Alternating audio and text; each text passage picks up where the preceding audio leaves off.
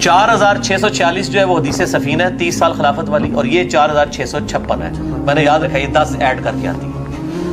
آپ نے پوچھا اس یہودی عالم سے کہ بتا تیری کتابوں میں میرے بارے میں کیا لکھا ہے؟ انہوں نے کہا تو آہنی دیوار ہے. جو نبی صلی اللہ علیہ وسلم نے فرمایا میری امت اور فتنوں کے درمیان دروازہ عمر ہے. ان کا بتا میرے بعد جو خلیفہ بنے گا، ان کا خلیفہ تو نیک ہوگا لیکن اس میں ایک کمزوری ہوگی، وہ اپنے رشتہ داروں کو نوازے گا. تو حضرت عمر کی زبان سے 3 دفعہ نکلا خدا عثمان پر رحم کرے، خدا عثمان پر رحم کرے، خدا عثمان پر رحم کرے.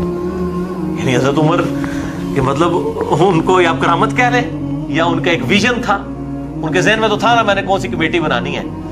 تو ان کا یہ پھر کہا اس کے بعد خلیفہ نیک ہوگا لیکن لوہے کا محل ہوگا. تو حضرت عمر نے کہا بدبودار شخص یہ کیا کہہ رہا ہے لوہے کا محل؟ انہوں نے کہا کہ اصل میں لوہے کا محل کا مطلب یہ ہے کہ خلیفہ تو شریف اور نیک ہوگا لیکن تلوار نیام سے باہر آ چکی ہوگی. کوشش تو کرے گا